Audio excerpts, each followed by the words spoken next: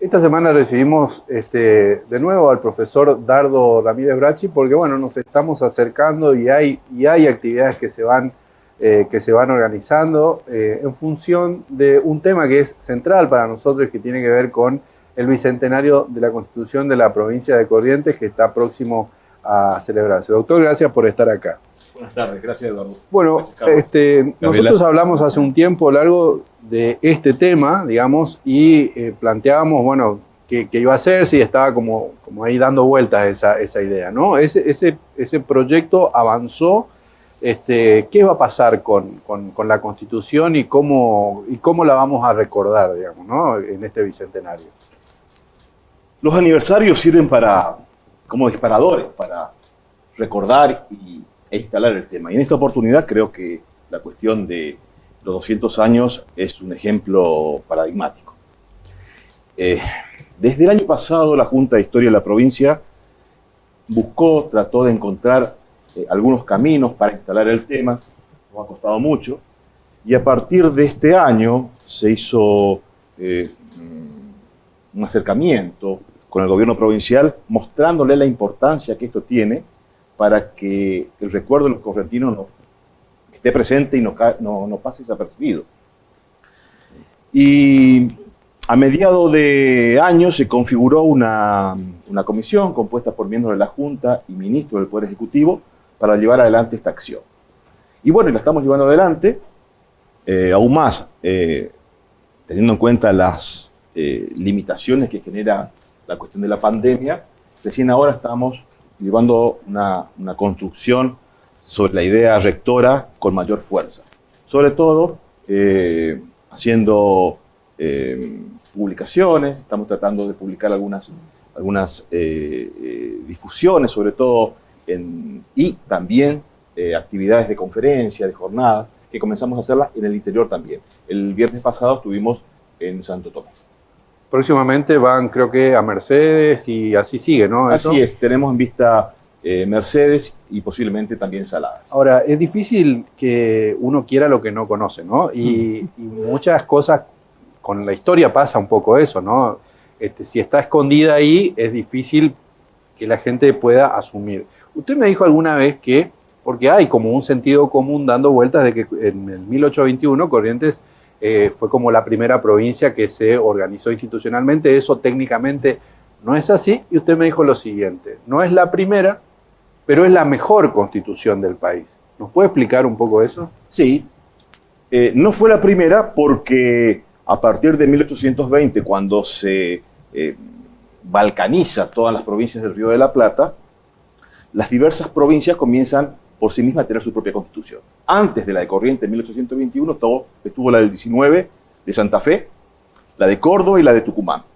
Pero la de Corrientes va a tener virtudes muy importantes. Desde luego,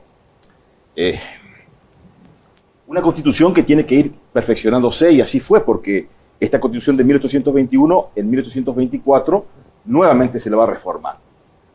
Y comparando de que sí es una de las mejores, comparándola con una, por ejemplo, la de Santa Fe, en donde la división de poderes era la impronta republicana novedosa en aquel momento, tenía varias deficiencias. Por ejemplo, el poder Ejecutivo tenía facultades para rever sentencias del Poder Judicial. Eso en la Constitución de Santa Fe, viendo la del 19. En cambio, la de Corrientes ya hay una constitución más sistematizada, dividida por secciones, los poderes judiciales y los poderes judicial, ejecutivo y legislativo, y por el cual también se determina la descripción de derechos y garantías perfectamente descritos. También hay una cuestión de cómo reconoce esa Constitución al sujeto humano, ¿no? Al hombre. ¿Esa es una de las características que tiene la Constitución de Corrientes del 21 o no? Sí, también, desde luego, porque la garantía en juicio, la necesidad de proteger el domicilio, tras la inviolabilidad del domicilio, los derechos políticos, van a ser una serie de derechos, de garantías, que realmente aquella impronta novedosa de 1821 le va a dar a la ciudadanía correntina. Ahora, llegamos, si venimos más allá de estos detalles, con el correr de los años nos encontramos en el presente con que cada vez que se habla de reforma de Constitución tiembla todo, porque uno supone que lo van a hacer con malas intenciones. ¿Qué nos marca la historia? ¿Cómo se reformó la Constitución de Corrientes? ¿Por qué cada vez que hablamos de reforma temblamos? La Constitución es una cuestión imperiosa que debe ser reformada. La reforma forma parte de la vida, de la evolución constitucional de los pueblos. No existe una Constitución pétrea que no pueda adaptarse a la realidad de los avances. Tomemos una cronología rápida de la Constitución de Corrientes. La primera en 1821, 1824, 1856, 1864, 1889. Estamos viendo una serie de constituciones que fueron adaptándose a la necesidad del Estado, los nuevos derechos. El cambio de los tiempos también, el cambio de los tiempos que es imprescindible. Es imprescindible. De hecho, hoy tenemos una agenda que es diferente a la de 20 años atrás. Carlos, por ejemplo, los derechos de primera generación que se instalan con la necesidad de plantear los derechos elementales del hombre, que son aquellos que se implementaron en el siglo XIX. Los derechos de segunda generación, los derechos sociales, que van a tener una implosión en el mundo, y específicamente en la Argentina, a mediados del siglo XX. Y los derechos de tercera generación, aquellos que incorporó la reforma del 94 y las posteriores reformas de las provincias, que son los derechos ambientales, los derechos políticos, los derechos a participación. Y hoy la concepción de que todo eso es indivisible, ¿no? O sea, que también hay que acomodar el texto a que no es una cosa más importante que la otra, sino que todo es importante. Totalmente, totalmente. Y eso genera un gran desafío de repensar, reflexionar, de adaptar la Constitución a lo que realmente la sociedad y el pacto político exigen. Doctor, ¿usted no le tiene temor entonces a una reforma de la Constitución? Yo le tengo temor cuando los objetivos de la Constitución son ideologizados. O para una sola persona. Desde luego, cuando se busca no para adaptar la Carta Magna a la evolución lógica, política y social que tiene la comunidad. ¿Reformaría la Constitución de Corrientes o no?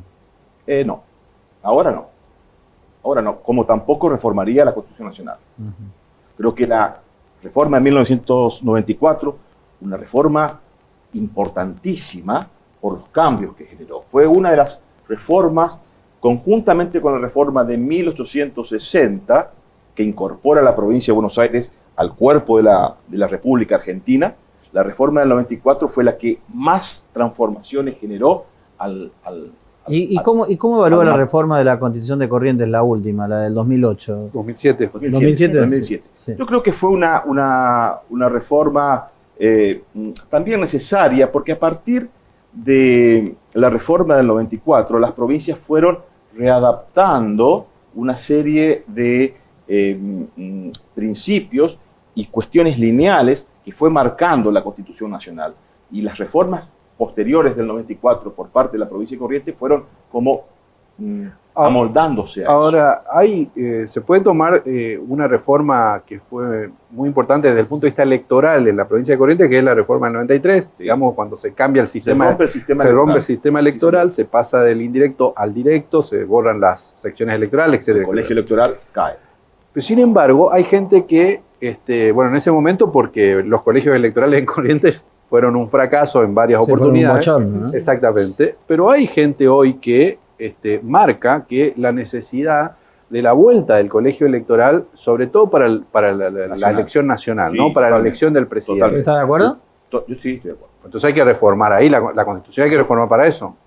Claro, pero a ver, yo no creo que hay que reformar exactamente para eso, porque las constituciones se hacen con consenso. Claro. Yo no sé si hay un consenso para instalar un colegio electoral.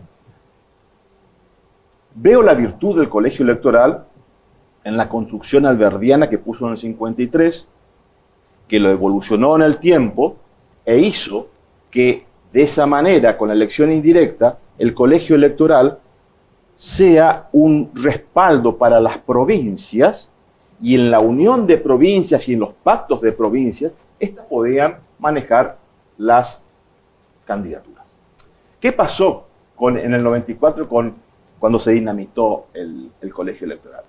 Se estableció que el país sea un distrito único, todos el país eligiesen en forma directa la fórmula presidencial, y ahí entra en una dimensión descomunal la cuestión de la población. Claro. ¿Mm? La distribución de la población. Y hoy vemos como consecuencia de eso que el resultado no ha sido lo más favorable.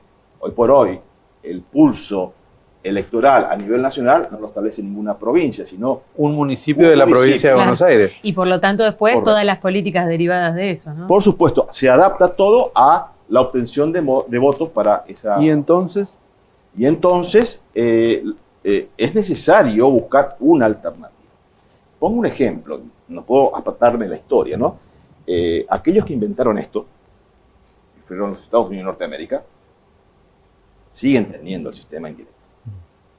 Con otro matiz, porque Alberti lo tomó con otras variables. ¿M? Pero la salud del sistema electoral en un país en donde las partes son totalmente muy diferentes, el colegio electoral igual. claro, bueno, ahí hay una cuestión donde tensionó firmemente este cambio, tiene que ver con el federalismo, es decir, quedó Totalmente. en letra eso, ¿no? Gracias al colegio electoral, fue presidente Sarmiento, fue presidente Avellaneda, fue presidente Roca, hombres del interior, no fue Mitre, no Claro. fue el hombre de Buenos Aires. Ahora, doctor, y entonces, volvemos al tema que nos trae acá, Sí. que es el aniversario, el bicentenario de la Constitución de Corrientes. ¿Para qué sirve todo esto que estamos hablando hoy?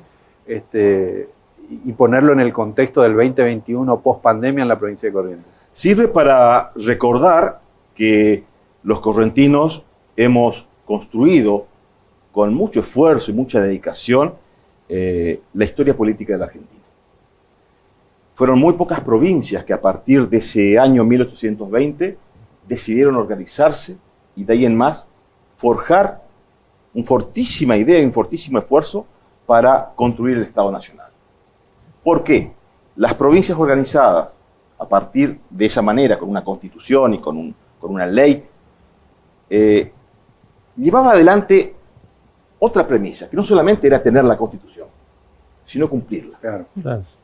Y Corrientes la cumplió a rajatabla.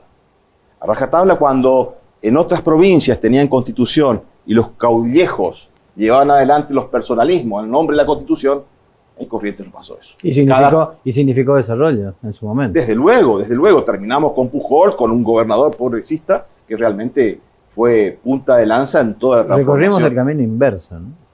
Sí, creo que sí. Comenzamos con la Constitución del 21, luchamos para la construcción de la Argentina, para buscar un Congreso Nacional, y terminamos con Pujol, con las primeras leyes de municipalidad, con el primer sello postal, con la primera ley de educación común, pública, de la Argentina, que la hizo Pujol.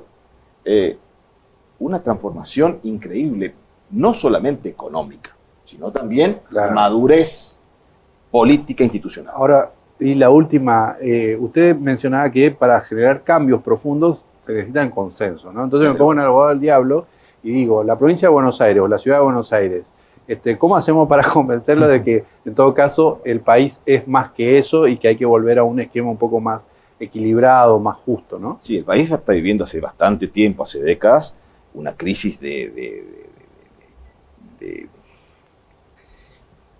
virtud republicana. ¿Qué implica eso? La consideración del otro, el respeto de las minorías, no ver al que está en la vereda enfrente política como un enemigo, sino simplemente como alguien que tiene que participar y aportar. Y si no existen los pactos, no existen los acuerdos, no existen los consensos, y desde luego va a ser imposible cualquier transformación y cualquier reforma. ¿Por qué? Porque si desde la perspectiva política se instala, como decía Carlos, una reforma solamente por una cuestión sectorial o ideológica, y desde luego eso retrocede y no avanza. Muchas gracias. Gracias. Estábamos hablando con el doctor Dardo Ramírez Bracci sobre un tema muy importante para nosotros que tiene que ver con el bicentenario de la Constitución de la provincia de Corrientes.